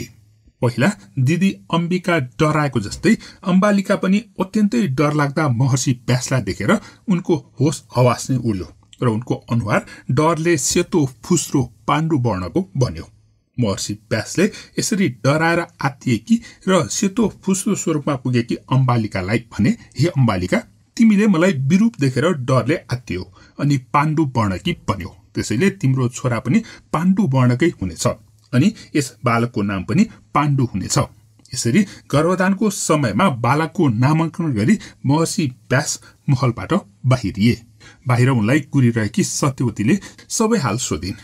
महर्षि व्यासले अम्बालिका पाण्डु वर्णकी भएको हुनाले अर्को राजकुमार पाण्डु हुने कुरा बताए। यो सुनेर चिन्तित भएकी सत्यवतीले व्याससँग अर्को योग्य राजकुमार पनि प्रदान गर्नु भनेर अनुरोध गरिन्। आमा सत्यवतीको यो अनुरोध स्वीकार गर्दै महर्षि व्यासले तथास्तु भने। अम्बालिकाको गर्भधान र त्यसपछि राजकुमारको जन्मको समय भएपछि पाण्डु स्वरूपका राजकुमार पाण्डुको जन्म भयो। यी तीनै पाण्डु थिए जो धनुर्धारी 5 पाण्डवका पिता थिए। त्यसपछि सत्यवतीले फेरि जेठी बुहारी अम्बिकाको सामुन्ने गएर फेरि अर्को पुत्र प्राप्तिको लागि तयार हुनको लागि अनुरोध गरिन्। पहिलो समागममा नै डरले आत्तिएर आँखा खोल्न नसकेकी धृतराष्ट्रकी आमा अम्बिकालाई फेरि पनि त्यस्तो डरलाग्दो व्यक्तिसँग समागम गर्ने आँट नै आएन। त्यसैले यो पटक उनले सासुआमा सत्यवतीको अनुरोध नमान्ने निर्णय गरिन्। त्यसैले काशीराज पुत्री अम्बिकाले आफ्ना दासीहरू मध्येकी सबभन्दा सुन्दर, हेर्दा नै अप्सरा जस्तो देखिने एक दासीले आफ्नो कोठामा आफ्नो खाटमा विशिष्ट आभूषणले आभूषित गरेर ती डरलाग्दा व्यास ऋषिसँग समागम गर्नका लागि भनेर छोडिदिइन्। महर्षि व्यास जब अम्बिकाको शयन कक्षमा आइपुगे उनले अम्बिका नभएर त्यहाँ दासी फेला पारे र दासीले बडो सम्मानका साथ महर्षि व्यासलाई स्वागत गरिन् र उनलाई प्रणाम गरेर उनको आज्ञाको प्रतीक्षा गरिन्। व्यासको आज्ञा अनुरूप नै उनले खाटमा बसेर उनको सत्कारपूर्वक सेवा शुश्रूषा र सेवा पूजा गरिन्। यसरी एकान्तमा भेटिएकी अत्यन्त सुन्दर दासीले गरेको सेवा शुश्रूषाले महर्षि व्यास निकै नै प्रसन्न भए र उनले भने, हे नारी, अब तिमी दासी रहेनौ, तिम्रो गर्भमा अत्यन्त श्रेष्ठ बालक बसेका छन्। उनी यो सम्पूर्ण लोकमा धर्मात्मा र बुद्धिमान मानिनेछन्। तिनै बालक विदुरको रूपमा जन्मे। विदुर कृष्ण द्वैपायनका छोरा हुन्। एउटै पिता भएको हुनाले उनी धृतराष्ट्र र पाण्डुका कान्छा भाइ हुन्। महात्मा माण्डव्यको श्रापको कारणले धर्मराज स्वयं नै विदुरको रूपमा उत्पत्ति भएका थिए। त्यसैले उनी अर्थतत्त्वको ज्ञाता हुनुको साथसाथै काम र क्रोध रहित महात्मा थिए। महर्षि व्यासले अम्बिकाको बदमाशीको बारेमा सबै कुरा सत्यवतीलाई बताउँदै एक दासी पठाएर उनले छल गरेको भन्दै भने, हे आमा, अब ती दासीको गर्भबाट सबैभन्दा उत्तम छोराको जन्म हुनेछ। यसरी व्यासले आफ्नै आमाको आज्ञा पालन गरेर मातृ ऋणबाट मुक्त भएर विदुरको जन्म हुने सम्पूर्ण जानकारी बताएर त्यहाँबाट अन्तर्धान भए। यसरी विचित्र वीर्यको लागि भनेर महर्षि व्यासका 3 जना छोराहरू जन्मिए जो देवकुमार जस्ता तेजस्वी र कुरुवंशको वृद्धि गर्न सहयोगी बनेका थिए। यसरी जन्म भएको थियो धृतराष्ट्र, पाण्डु र विदुरको। विदुर जन्मने बेलाको नियोग विधिको बारेमा महर्षि व्यासले अरू विस्तृत विवरण दिएका छन्। पुरुष र महिलाहरूको स्वरूप र उनीहरूको सम्बन्धको बारेमा निकै नै चाखलाग्दो विवरण छ। महर्षि व्यासको दासीसँगको भेटको कथा। आमाको आग्रहलाई मातृ ऋण तिर्ने अवसरको रूपमा लिएका महर्षिले शास्त्रोचित तरिकाले सत्यवतीका दुवै बुहारीहरू अम्बिका र अम्बालिकासँग संसर्ग गरेर गर्भवती बनाइदिएका थिए। तर महर्षि व्यास त्यत्तिकै पनि अत्यन्त अनाकर्षक, कालो स्वरूपका, जिङ्रिङ्ग पहेँलो कपाल पालेका, कैला दारी जुङ्गा पालेका, अझ त्यसमाथि शास्त्रोचित नियोग पद्धतिको लागि भनेर शरीरभरि पुरानो घिउ दलेर दुर्गन्धित भएका, कैला दारी जुङ्गाको बीचमा टल्किरहेको कालो अनुहारमा बिरालोको जस्तो टल्किरहने आँखाले तर्सिएकी जेठी बुहारी अम्बिकाले उनीप्रति अति नै घृणा गरेर आँखा चिम्लेर सहवास गरेको हुनाले उनले अन्धो छोरो पाएकी थिइन्। दिदी अम्बिका तर्सेर आँखा चिम्लेको हुनाले अन्धो छोरो पाएको प्रत्यक्ष देखेकी कान्छी बुहारी अम्बालिकाले आँखा चिम्लिनु हुँदैन भन्ने चाहिँ थाहा पाएकी थिइन्। त्यसैले उनले जबरजस्ती आँखा खोलिन्। तर डरले आत्तिएपछि के लाग्थ्यो र? अम्बालिका महर्षि व्यासको विभत्स रूप देख्ने बित्तिकै डरले कालो निलो भइन्। उनको शरीरको सबै रगत सुके चाहिँ भयो। तर भाग्न पनि नसक्ने अनि सहन गर्न पनि गाह्रो भएको बेलामा अम्बालिका एउटा सेतो मुडो जस्तो ढलेर ट्वाल्ल परेर हेरिरहिन्। महर्षिले आफ्नो काम पूरा गरेर गए। सहवासको सेवामा पाण्डु वर्णकी बनेकी अम्बालिकाले जन्माएको छोरा पाण्डु वर्णकै जन्मिए पाण्डु। यसरी धृतराष्ट्र र पाण्डुका आमाहरू दुवै बुहारीको बचकना व्यवहारको कारणले राजमाता सत्यवती अत्यन्त निराश भइन्। उनको क्रोधको सीमा नै थिएन। त्यसैले उनले अम्बिकालाई साफसँग झपार्दै भनिन्, हेर अम्बिका, कुरु वंशलाई एउटा उत्तम राजा दिने तिम्रो दायित्व हो। त्यसरी कहाँ हुन्छ? मैले पुत्र कृष्ण द्वैपायनलाई थप एकपटक सहवासको लागि मनाएकी छु। त्यसैले तिमी जेठी बुहारी भएको नाताले एक वयस्कको जस्तो व्यवहार गरेर निडर शक्तिशाली बनेर उसलाई माया गरेर सहवास गर्नु, यो नै तिम्रो लागि अन्तिम अवसर हो। यस्तो अवसर जिन्दगीमा एकचोटि मात्र प्राप्त हुन्छ। यो सारा हस्तिनापुर र कुरुवंश तिम्रो हातमा छ। सत्यवतीले यति भनेर अम्बिकाको कुरा पनि नसुनी फन्केर हिँडिन्। महर्षिको त्यो भूत जस्तो विभत्स स्वरूपको कल्पनाले मात्रै पनि अम्बिका डरले थरथर काँपिरहेकी थिइन्। काशीराजको दरबारमा राजकुमारी भएर जन्मेकी, सधैँभरि राम्रा र सुन्दर सजधजपूर्ण स्वरूपका पुरुषहरू मात्रै देखेकी अम्बिकाको लागि फेरि त्यस्तो विभत्स पुरुषसँग सहवास गर्ने कुनै चाहना थिएन। तर उनले चाहे पनि नचाहे पनि राजमाता सत्यवतीले उनको कुरा सुन्ने सम्भावनै थिएन। त्यसैले उनी सिधै बहिनी अम्बालिका भएको ठाउँमा पुगेर सम्पूर्ण तथ्य वृत्तान्त सुनाइन्। राजमाताको आदेश उल्लङ्घन गर्ने आँट नभए पनि उनले बहिनी अम्बालिकालाई आफ्नो सट्टामा आफ्नो शयन कक्षमा गएर महर्षि व्यासको स्वागत गरिदिन अनुरोध गरिन्। महर्षि व्यासको नाम सुन्ने बित्तिकै अम्बालिकाको होस आवास उड्यो। बहिनीको यस्तो हालत देखेर अम्बिकालाई दया लाग्यो। एकातिर कुरुवंशको भविष्यको कुरा थियो, अर्कोतिर व्यासले दिने असह्य पीडा र यातनाको सवाल थियो। अम्बिकालाई त्यस भयंकर चक्रव्यूहबाट उम्कने कुनै पनि उपाय फेला परिरहेको थिएन। त्यसैले अम्बिका झोक्राएर बसिरहेकी थिइन्। त्यही बेला उनको स्याहार सुसार गर्ने सुसारे परिश्रमी आइपुगिन्। ओहो महारानी, यस्तो रमाइलो घमाइलो दिनमा पनि हजुरको मुहार किन यस्तो ओइलाएको फूल जस्तो छ? उपेक्षा भावमा अम्बिकाले भनिन्, नर्कमा जानुपर्ने मान्छेको अनुहार यस्तै हुन्छ। परिश्रमीले टाउको हल्लाउँदै भनिन्, छ्या छ्या छ्या छ्या, के भनिबक्सेको यस्तो अशुभ? नर्कमा जाउन् शत्रुहरू। के भयो महारानी, मैले सह गरेर हुने भयो भनिबक्सोस्, हजुरको लागि म नर्कमा जान पनि तयार छु। उनको कुरा सुन्ने बित्तिकै महारानीले टाउको उठाइन्। परिश्रमीको अनुहारमा ट्वाल्ल परेर हेर्दै उनले सोधिन्, साँच्चै? एक्कासी परिश्रमीको खुट्टा लुलो भयो, डरले झ्याप्पै छोप्यो। उनी केही बोल्न नसकेर टक्क अडिरहिन् अनि बिस्तारै कसैले नसुने पनि हुन्थ्यो जस्तो गरेर मलिन र निर्जीव स्वरमा भनिन्, अवश्य महारानी। महारानी अम्बिकाको अनुहारको वेदनाको बादल एक्कासी हटेर परिश्रमीको अनुहार भरि पोतिन पुग्यो। परिश्रमी के गर्नुपर्ने हो भन्ने डरले पानी पानी भइरहेकी थिइन्। अम्बिकाले भनिन्, हेर परिश्रमी, तेरो अनुहार अप्सरा जस्तै छ, जिउ डाल पनि कुनै हरिणको भन्दा कम छैन। मलाई अति नै गाह्रो लागेको काम तैँले त एकै चुटकीमा गर्न सक्छिस्। परिश्रमीको मुखबाट बल्ल वाक्य फुट्यो, के काम हो महारानी? अम्बिकाले उत्साहित हुँदै भनिहाले नि, एकदम सजिलो काम, महर्षि व्यासको स्वागत गर्ने हो, त्यति हो। परिश्रमीलाई विश्वासै लागेन र सोधिन्, त्यति हो र महारानी? अम्बिकाले भनी, हो त, त्यति नै हो। परिश्रमीले ठूलै संकट भन्ने सोचिरहेकी थिइन्, तर त्यससँगै उनको दिमाग चक्कर आउन थाल्यो। एउटा महर्षिलाई स्वागत गर्नु पनि कसरी नर्क गए जस्तो हुन्छ भनेर। परिश्रमीले फेरि प्रश्न गरिन्, महर्षिले कुनै पूजा पाठ अनुष्ठान गर्ने योजना छ र? मैले त त्यस्तो कुनै कुरा सुनेकै थिइनँ त। के उपाध्यायको लागि स्वागत गर्नुपर्ने हो र महारानी? यो एकदमै गोप्य कुरा हो भन्दै अम्बिकाले परिश्रमीको काँध समातेर आफ्नो नजिकै तानिन् अनि कानमा खुसु खुसु केही भनिन्। योजना अनुरूप नै महर्षि मध्यरातमा आफ्नो रूप विभत्स पारेर अम्बिकाको कोठामा प्रवेश गरे।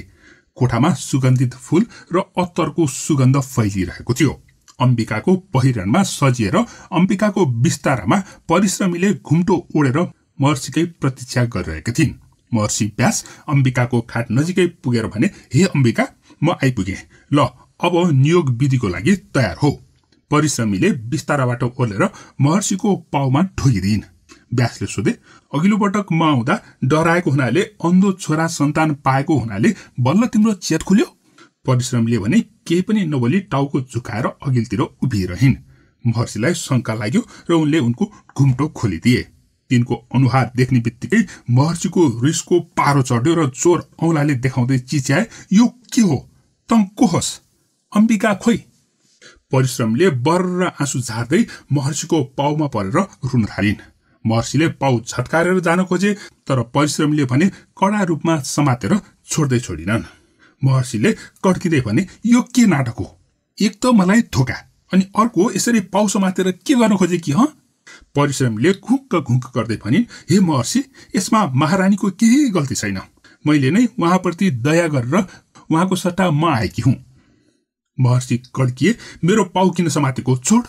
परिश्रमीले भनिन्, हजुरले मेरो सबै कुरा सुनिबक्सने बाचा गरिबक्से मात्रै म छोड्छु, नत्र त मलाई यही पाउमा मृत्युदण्ड प्राप्त होस्। एक त ती स्त्रीको गिरगिराहट, अर्को उनको आँसुले नित्रुक्क बिजेको महर्षिको पाउ, यो सबैले महर्षिको क्रोध अग्निमा पानी हालेको जस्तो केही साम्य भयो। क्रोध ज्वाला केही मत्थर भए पनि धुवा भने पुत्ताइ नै रहेको थियो। उनले चिच्याए, मेरो पाउ छोड भन्दै।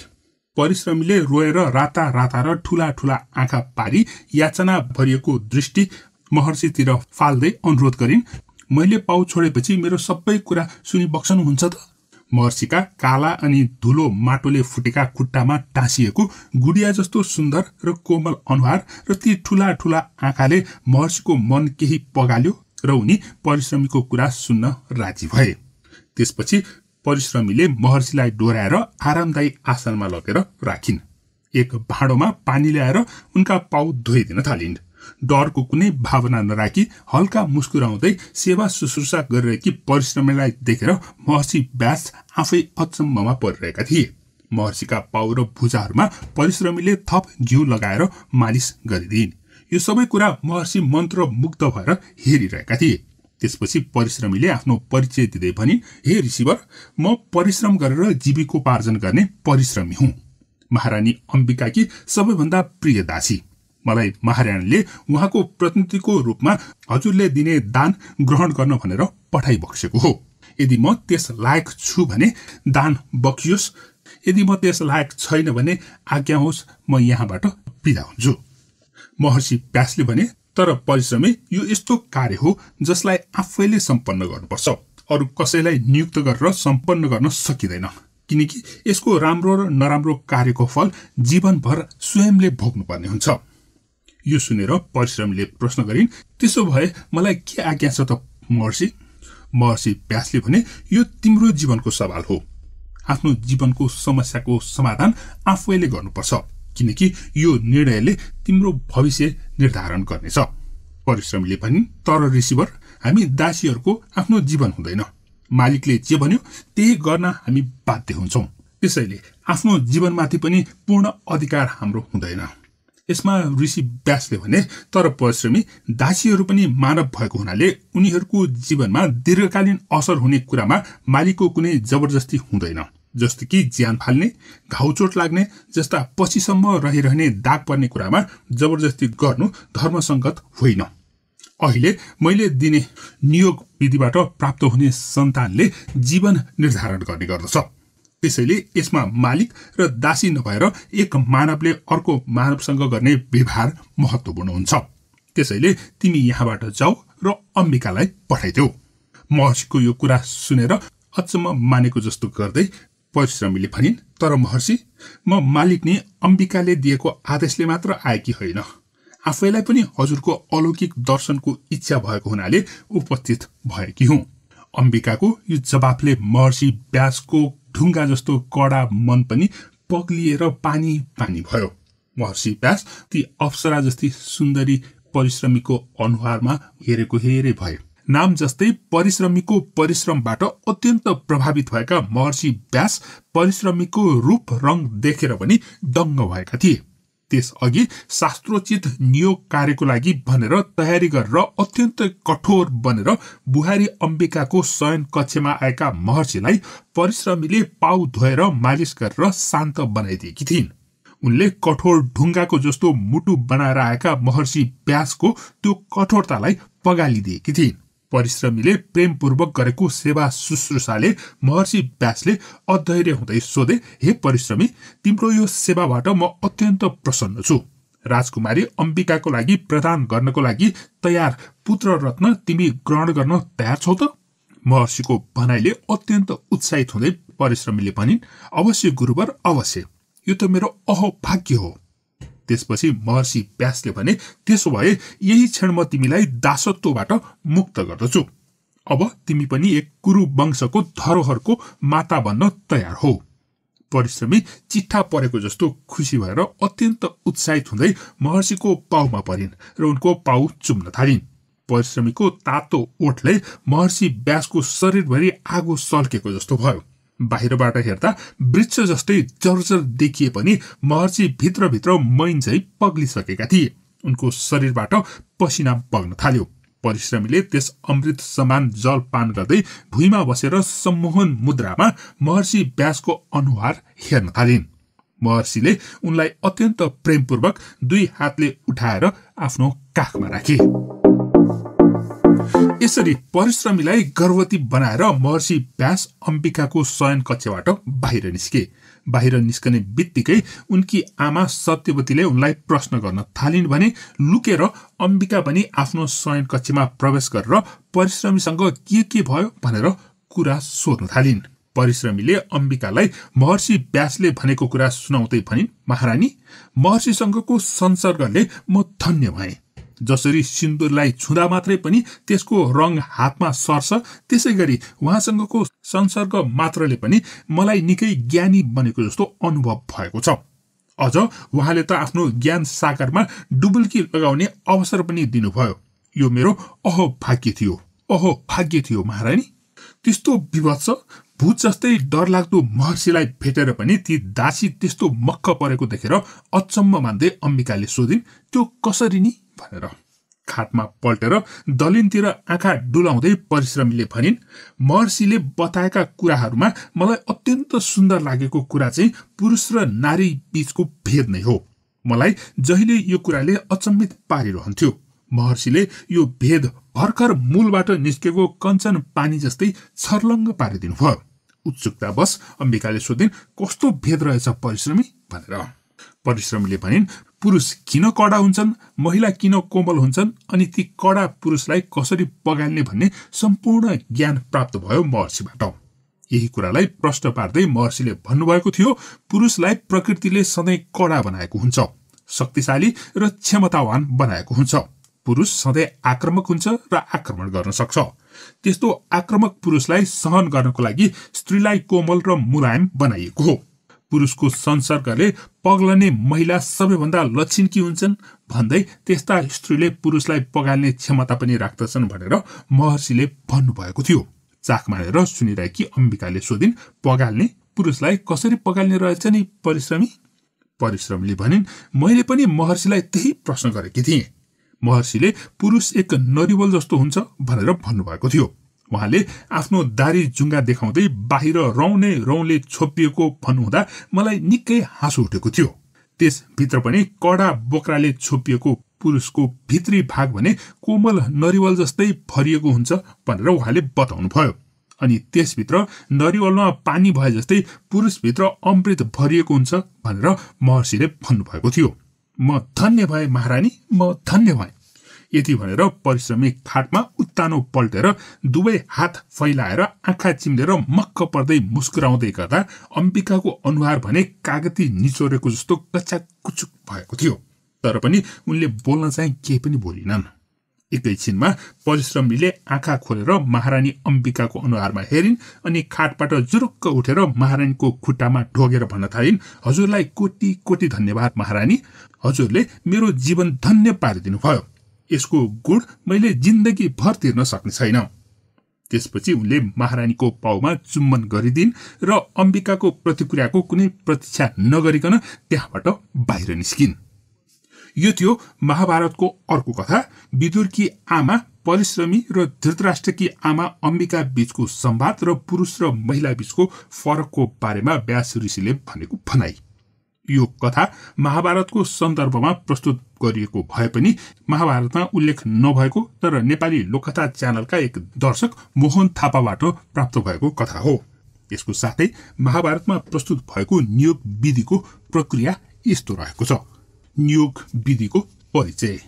नियोग भनेको त्यस्तो अवस्था हो जुन बेला पतिले सन्तान उत्पादन गर्न सक्षम नभएमा वा पतिको अकालमा मृत्यु भएमा विधवा स्त्रीले सन्तान जन्माउन चाहेमा अत्यन्त नियमबद्ध उपाय गरेर सन्तानलाई जन्म दिने प्रक्रिया हो। यस्तो प्रक्रिया वेदादि शास्त्रमा विस्तृत रूपमा व्याख्या गरिएको छ। यसरी नियोग पद्धतिले जन्मेका महाभारतका पात्रहरूमा अम्बिकाका छोरा धृतराष्ट्र, त्यस्तै अम्बालिकाका छोरा पाण्डु थिए भने एक दासीले विदुरलाई जन्म दिएकी थिइन्। त्यस्तै पाँचै पाण्डव पनि नियोग पद्धतिले नै जन्मेका थिए। कुन्तीले जन्माएका युधिष्ठिर, भीम र अर्जुन क्रमशः धर्मदेव, वायुदेव र इन्द्रदेवसँगको नियोग मार्फत जन्मेका थिए भने अश्विनी कुमारहरूसँगको नियोगले माद्रीले नकुल र सहदेवलाई जन्म दिएकी थिइन्। यो परम्परा कसरी सम्पन्न गरिन्छ भन्ने बारेमा मनुस्मृतिमा विस्तृत विवरण दिएको छ, जस अनुसार कुनै गुणवान व्यक्तिलाई मात्रै नियोगको लागि निमन्त्रणा दिन सकिने भनिएको छ। गुणवान भनेको कसरी थाहा पाउने भन्नेमा त्यस व्यक्तिमा हुनुपर्ने सबैभन्दा महत्त्वपूर्ण गुण सो व्यक्ति अत्यन्त संयमी हुनुपर्ने भनेर लेखिएको छ।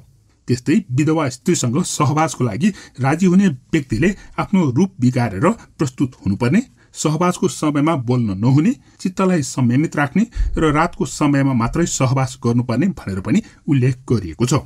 त्यस्तै एक व्यक्ति एक पुत्र प्राप्त गर्नको लागि मात्रै प्रयोग गरिने र पछि कहिले पनि प्रयोग गर्न नहुने पनि उल्लेख गरिएको छ। त्यस्तै नियोगको लागि छानिएको व्यक्ति कामवश नभएर चित्तलाई संयमित राख्ने र ती स्त्रीले उसलाई पिता समान मानेर त्यस व्यक्तिले पनि बुहारी समान मानेर त्यस अनुसारको व्यवहार गर्नुपर्ने भनेर उल्लेख गरिएको छ। अनि मनुस्मृतिमा यस नियोग विधि कलियुगका मानिसको लागि भने वर्जित गरिएको छ। नियोग विधिका केही नियमहरू यस्ता छन्। नम्बर 1, कुनै पनि एक महिलाले यस विधिको प्रयोग केवल सन्तान प्राप्तिको लागि मात्र प्रयोग गर्न सक्नेछन्, आनन्द पाउन वा रमाइलोको लागि प्रयोग गर्न पाइने छैन। नम्बर 2, यसको लागि प्रयोग हुने तपस्वी पुरुषले केवल धर्मको पालना गर्नको लागि मात्रै यो नियोग विधि प्रयोग गर्न सक्नेछन्। त्यस्ता पुरुषको धर्म नै त्यस महिलालाई सन्तान प्राप्तिको लागि मद्दत गर्नुसम्मको मात्र हुनेछ, त्यसबाहेक अरू कुनै उद्देश्य हुनु हुँदैन। नम्बर 3, यस तरिकाले जन्मेका बालक वैध बालक हुन्छन्। त्यसैले यस विधिबाट जन्मेका बालक उसको आमा बाबुको बालक हुनेछन् भने त्यसमा सहयोग गर्ने पुरुषसँग उसको कुनै पनि सम्बन्ध हुँदैन। नम्बर 4, सहयोग गर्ने तपस्वी पुरुषले उक्त बालकको बाबु हुनुको अधिकार माग्न पाउने छैनन् अनि त्यस्तै उक्त बालकसँग भविष्यमा कुनै पनि सम्बन्ध राख्न पनि पाउँदैनन्। नम्बर 5, यस विधिको दुरुपयोग नहोस् भनेर कुनै पनि पुरुषले आफ्नो जीवनकालमा बढीमा 3 चोटि मात्रै नियोग विधि प्रयोग गर्न पाउँछन्। त्योभन्दा बढी पटक यो प्रक्रिया प्रयोग गर्न पाउँदैनन्। नम्बर 6, यस कार्यलाई धर्मको बन्धनमा रहेर कुनै पाप कर्मबाट प्रभावित नभएर गर्न राजी हुने पुरुषलाई मात्र नियुक्त गर्नुपर्नेछ अनि त्यस व्यक्तिले भगवानको नाममा मात्रै सो कर्म गर्ने र स्त्रीले पनि आफ्नो विवाहित पतिको लागि सन्तान प्राप्त गर्न मात्र त्यस्तो व्यक्तिसँग समागम गर्न सक्नेछन्। नम्बर 7, नियोग पद्धतिको लागि तपस्वी पुरुषले रूप परिवर्तन गरेर अनाकर्षक बनेर महिलाको नजिक जाने र महिलाले पनि आफूलाई संयमित राखेर नियोग गर्नुपर्छ। नम्बर 8, यसरी धर्मसम्मत तरिकाले तपस्वी पुरुषले आफ्नो तपोशक्तिको बलले शुक्रकीट स्त्रीको गर्भमा स्थापित गर्नुपर्नेछ। यसरी गरिने नियोग पद्धतिबाट जन्मेको बालक ती स्त्रीका विवाहित पतिका बालकको रूपमा परिचित हुनेछन्। यो नियोग पद्धतिबाट व्यास ऋषिले महाभारतका मुख्य पात्रहरू जन्माएको कथा प्रसङ्ग म यसको अर्को भागमा प्रस्तुत गर्नेछु। यो कथा तपाईँलाई कस्तो लागिरहेको छ कृपया कमेन्ट गर्नुहोला र यसको साथसाथै महाभारतका अरू कथाहरू पनि मैले यसअघि प्रस्तुत गरिसकेको छु। ती कथाहरूको लिङ्क मैले डिस्क्रिप्सनमा राखेको छु। अब आज प्रस्तुत छ विदुरको कथा। एक समयको कुरा हो, महर्षि माण्डव्यको यस कृति फैलिएको थियो किनकि उनी अत्यन्त स्थिर चित्त सत्यवादी हुनुको साथसाथै उनी शस्त्र शास्त्रमा पनि निपुण थिए। त्यस्ता ज्ञानी महर्षि नगरभन्दा केही बाहिर रहेको एक आश्रममा ध्यान र तपमा व्यस्त भएर आफ्नो समय बिताउने गर्दथे। एक दिनको कुरा हो, सधैँ चाहिँ महर्षि एक वृक्षको मुनि ध्यानमा मग्न भएर बसेको बेलामा केही लुटेराहरू उनको आश्रमको नजिकै आइपुगे। उनीहरूले लुटिएको मालसामान बोकेर भागिरहेका थिए भने राजाका सिपाहीहरू उनीहरूलाई पक्रन भनेर उनीहरूको पछि पछि आइरहेका थिए। यसरी भाग्दै गर्दा ती लुटेराहरूले महर्षि माण्डव्यको आश्रम देखे। लुक्नलाई महर्षिको आश्रम जस्तो उपयुक्त स्थान अरू कुनै हुनै सक्दैन भन्ने उनीहरूलाई लाग्यो। त्यसैले उनीहरू तिनै माण्डव्य महर्षिको आश्रममा पसेर एक कुनामा लुटेका मालसामानहरू गाडेर अर्को कुनामा लुकेर बसे। यो सबै कुरा महर्षिले थाहा पत्तो नै पाएनन् किनकि उनी ध्यानमा मग्न रहेका थिए। एकैछिनमा राजाका सिपाहीहरू लुटेरालाई खोज्दै त्यही आइपुगे। त्यस आश्रमको छेउमा महर्षि माण्डव्य ध्यानमग्न देखेर उनीहरूका मुख्य सिपाहीले सोध्यो, हे योगी, यो बाटोमा केही लुटेराहरू सामान लुटेर भागिरहेका थिए, तपाईँले तिनीहरूलाई देख्नुभयो? मुनि ध्यानमग्न थिए। उनले मुख्य सिपाहीले भनेको कुरा सुन्दै सुनेनन्। ती सिपाहीले अझ चर्को स्वरमा भने, लुटेराहरू कतातिर भागेर गए, छिटो भन्नुहोस्, नत्र तिनीहरूलाई फेट्टाउन सकिँदैन, छिटो भन्नुहोस्। तर ध्यानमग्न मुनिले केही पनि कुरा सुनेनन्, त्यसैले उनले कुनै पनि जवाफ दिएनन्। त्यसबीच अरू सिपाहीहरूले मुनिको आश्रमभित्र गएर खोज तलास गर्न थालिसकेका थिए। मुनिको आश्रमभित्र खोजी हुँदैन होला भन्ने सोचेर त्यहाँ लुकेका लुटेराहरूलाई सिपाहीले फेला पारे। उनीहरूलाई पाता कसेर उनीहरूले लुटेको मालसामानको पनि खोजी सुरु भयो। ती सबै लुटिएका मालसामानहरू कुटीभित्र नै गाडिएको अवस्थामा फेला पनि पर्यो। लुटेरा र लुटिएको माल सबै फेला परेपछि ती सिपाहीका मुख्य मानिस तीनछक परे। उनले सोचे, यो जोगी त अपराधी पो रहेछ, लुटेराको मतियार पो रहेछ। त्यसैले त मैले लुटेराहरू कहाँ गए भनेर सोद्धा बोल्दै बोलेन। उनले अरू सिपाहीहरूसित भने, हेर, यो योगी भेषको व्यक्ति नै यी लुटेराहरूको सरदार हो कि जस्तो छ, किनकि लुटेरा उसकै आश्रममा लुकिरहेका थिए। मालसामान पनि सबै उसको कुटीमा गाडिएको थियो। मैले लुटेराहरूको बारेमा सोद्धा पनि यो जोगी भेषी व्यक्तिले एक शब्द पनि जवाफ दिएन। त्यसैले तिमीहरू यस जोगीको निगरानी गरेर बस, म महाराज कहाँ बिन्ती चढाउन जान्छु। केही सिपाहीहरू महर्षि माण्डव्यको निगरानी गरेर बसे अनि केही सिपाहीहरूले लुटेराहरूलाई बन्दक बनाएर जेलमा हाले। अर्कोतिर ती मुख्य सिपाही राजाको सामुन्ने पुगेर सारा बेली विस्तार लगाए। उनले भने, महाराज, नगर बाहिर एक व्यक्ति कुटी बनाएर बसेको रहेछ। जोगी भेष धारण गरेर बस्ने व्यक्ति लुटेराको सरदार रहेछ। आफू जोगी भेष गरेर बस्ने अनि अरूलाई लुट्न पठाउने गर्दो रहेछ। यस्तो मुख्य सिपाहीको कुरा सुनेर महाराजको रिसको पारो बढ्यो। क्रोधको बसमा परेर उनले कुनै सोच विचार नै नगरी त्यस बहुरूपिया महाठगलाई त्यही नै झुन्ड्याएर मृत्युदण्ड देऊ भनेर आदेश दिए।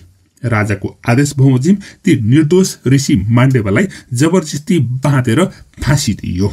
यी सबै घटना भइन्जेल ती महर्षि आफ्नो ध्यानमा नै मग्न थिए। उनले केही पनि थाहा पाएका थिएनन्। ती राजाका सिपाहीहरूले उनलाई त्यहाँ झुन्ड्याएर मार्न खोजेको पनि उनले पत्तो पाएका थिएनन्।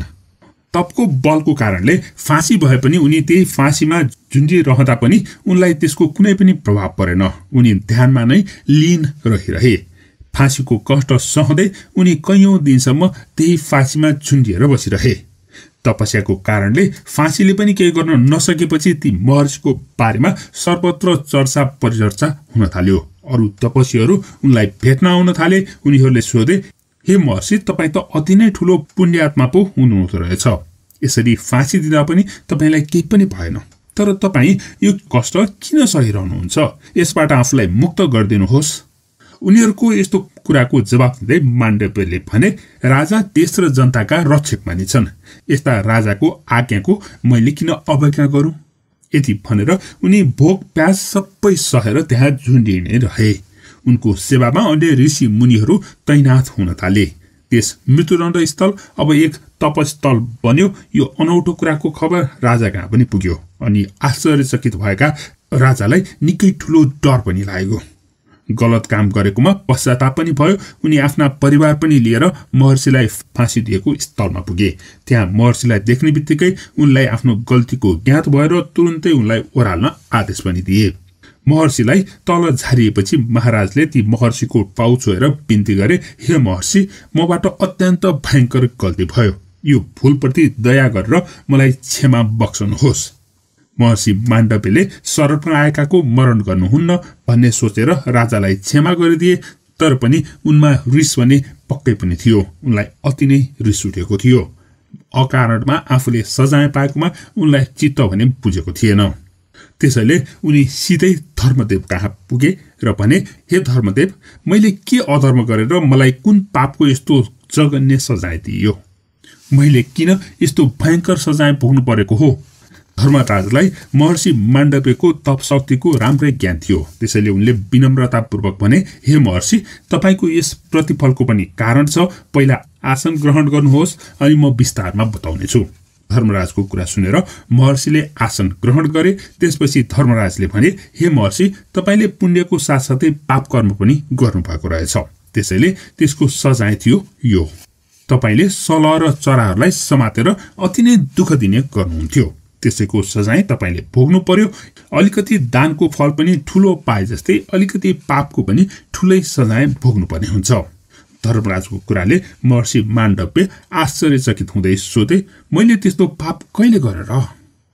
धर्मदेवले भने, त्यस्तो पाप तपाईले बालक अवस्थामा गर्नुभएको थियो। यसले महर्षि अति नै क्रोधित भए। उनले रिसाउँदै भने, बालक अवस्थामा? बालक भनेको त देउता पो हुन्छन् त। त्यस अवस्थामा जे जति गरिन्छ सबै अन्जानमा पो गरिन्छ। त्यस्तो अन्जान अवस्थामा गरेको पापको सजाय दिएर तिमीले घोर अन्याय गर्यो धर्मराज। महर्षिको यस्तो आक्रोश सुनेर धर्मराजले आफ्नो बचाउ गर्ने प्रयास गरेर भने, अन्जान भन्दैमा ती चरा र सलहले त साँच्चीकै दुःख पाएका थिए, तिनीहरूलाई त अन्याय भएको थियो होइन र? महर्षिले भने, त्यसो हो भने बालकहरूलाई त्यस्तो खराब आचरण गर्न लगाउने तिमी नै अपराधी हो। ती चरा र सलहमाथि भएको खराब आचरणप्रति तिमीले त्यसको सजाय भोग्नुपर्छ। म तिमीलाई श्राप दिन्छु, अब तिमीले पनि मानव भएर जन्मेर त्यस्तै अन्जान अवस्थाको बालककाल बिताउनु परोस्, तिमी पनि मर्त्यलोकमा गएर मनुष्य योनिमा जन्म लिनु परोस्। यसरी महर्षि माण्डव्यको श्रापले धर्मराज मनुष्य योनिमा जन्म लिन बाध्य भएका थिए। त्यस समयमा हस्तिनापुरमा विचित्र वीर्यले राज्य गरिरहेका थिए। उनकी रानी अम्बालिकाकी एक दासी थिइन्, अति नै सुन्दर। एक दिन महाराज विचित्र वीर्यको कक्षको सरसफाई गर्ने सुसारे बिरामी भएको हुनाले अम्बालिकाकी ती दासीले सरसफाई गर्दै थिइन्। महाराज ती अति नै सुन्दर दासीप्रति अत्यन्तै मोहित भए। तिनै दासीको कोखबाट महर्षि माण्डव्यको श्रापको कारण धर्मराजको जन्म भएको थियो। तिनै बालक पछि विदुर नामले प्रख्यात भए। धर्मदेवको मानव अवतार भएको हुनाले विदुर धर्मशास्त्र र राजनीतिमा अति नै चतुर र ज्ञानी थिए। विदुर एक महान आत्मा हुन् भनेर पूजा समेत गरिन्थ्यो भने तिनै विदुरको विदुर नीति 5,000 वर्षपछि पनि अहिलेसम्म पनि चर्चा र परिचर्चाको विषय हुने गरेको छ। कतिपयले त्यसलाई आदर्श पनि मान्ने गरेका छन्। क्रोधले छुनै नसक्ने विदुरको विवेक र ज्ञानबाट प्रभावित बनेका उनका पितामह भीष्मले उनलाई विशेष सम्मान र माया गर्ने गर्दथे। त्यसैले विदुर राजा धृतराष्ट्रको सहयोगी पनि नियुक्त गरिएका थिए। दासीको पुत्र भएको हुनाले दासी पुत्र भनेर सम्बोधन पनि गरिने विदुरको महाभारतमा विशेष र एकदमै महत्त्वपूर्ण स्थान रहेको छ।